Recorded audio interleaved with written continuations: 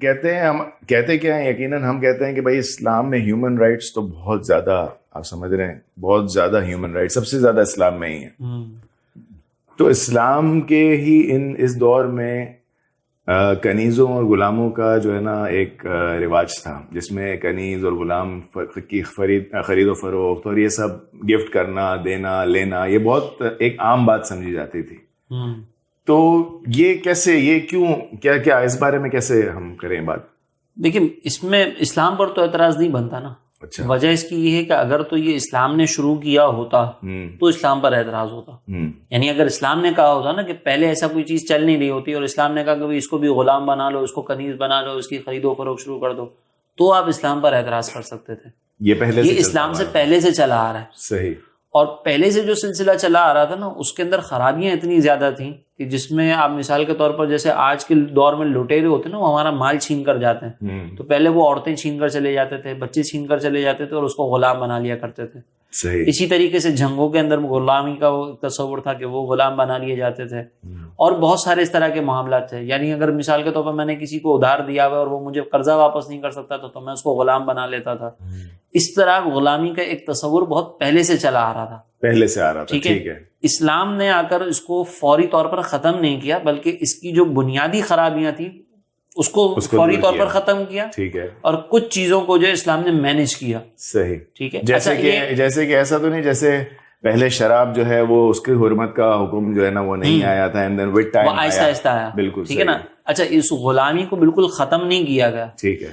اس کی غلطیوں کو ختم کیا گیا کہ بھائی آپ چلتے پھرتے کسی کو اپنا غلام نہیں بنا سکتے. صحیح. صرف جہاد کے موقع پر جو مجاہدین اگر ان کے پاس کوئی قیدی آتے ہیں تو وہ غلام بنیں گے. صحیح. پہلے تو ایک یہ سلسلہ یعنی ریگولیشنز قائم کر دی گئی رولز بنا دیے گئے پھر ان کے حقوق مقرر کر دیے گئے. ٹھیک ہے. پھر اگر مثال کے طور پر ان کی آزادی کیسے ہوگی اس کے لیے کچھ چیزیں مقرر کر دی گئیں. آزادی کی ترغیبیں دی گئیں. اچھا اب ایک سوال یہ کہ اسلام نے فوری طور پر اس سلسلے کو ختم کیوں نہیں کیا؟ وجہ اس کی سب سے بڑی یہ ہے کہ دیکھیں اس وقت جو ہے نا آج کے دور میں جیسے مزدور طبقہ ہے اگر یہ مزدور ختم ہو جائیں تو ہمارے کتنے سارے کام رک جائیں گے. بالکل صحیح ہے. تو اس دور میں یہ مزدوری یہ غلام اور کنیزیں کیا کرتے تھے. اگر ان کو بالکل ہی ختم کر دیا جاتا تو اس معاشرے کا سسٹم خراب ہو جاتا. تو اسی لیے فوری طور پر اس کو یکدم ختم نہیں کیا بلکہ آہستہ آہستہ گریجولی جو ہے نا وہ غلاموں کو آزاد کرنے کی ترغیبیں دی گئیں. کفاروں کے نتیجے میں غلاموں کو آزاد کرنے کا حکم دیا گیا. تو یہ غلاموں کی آہستہ آہستہ آزادی کا ایک پورا سسٹم قائم کر دیا گیا. اس پر بشارتیں سنائی گئیں اور پھر ہم دیکھتے ہیں کہ اسلام نے ایسا سسٹم قائم کیا کہ آج کے دور میں غلامی بالکل ختم. اور آج کے دور میں اگر کوئی جیسے چھوٹے علاقے سے کوئی گاؤں دیہات سے اگر کسی کو لے آتا ہے اور اپنے ساتھ یعنی خرید کے لے آتا ہے کسی کو تو کیا یہ غلامی کے اس میں آئے گا؟ نہیں یہ غلامی نہیں ہو سکتی نا. اس کی تو خرید و فروخت تو شریعت مطہرہ نے حرام قرار دی. یہ وہ خرابی تھی جو پہلے چلتی تھی اور اسی کو ختم اس کو اسلام نے ختم کیا. ہاں آج کے دور میں اگر کوئی دارالحرب ہے ٹھیک ہے نا جیسے یہ اس کو آسان الفاظ میں سمجھ لیں جیسے اسرائیل. جی جی جی ٹھیک ہے نا.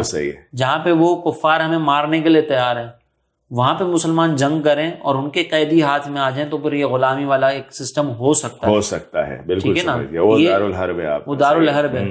لیکن ایسے نہیں ہو سکتا کہ گاؤں میں جائیں کسی کو خرید کر آ جائیں کہ بھائی تمہارے پاس پیسہ نہیں. یہ وہ تو آزاد شخص ہے نا اس کو ہم نہیں کر سکتے. صحیح. یہ غلامی کا پورا سمجھنے کے کانسیپٹ ہے جو اسلام نے رائج نہیں کیا تھا. یہ پہلے سے آیا ہوا تھا اور اسلام نے اس کو مینج کیا ریگولیشنز لے کر آیا اور آہستہ آہستہ کر کے یہ بھی جی اور غلاموں کو مارنے تک سے اسلام نے منع فرما دیا. پھر اس میں آزاد کرنے کے جو بشارتیں ہیں اور یہ ساری چیزیں اس میں بہت سارے فضائل پھر ہم کو ملے نا اسلام کی برکت سے. ایسا ہی ہے.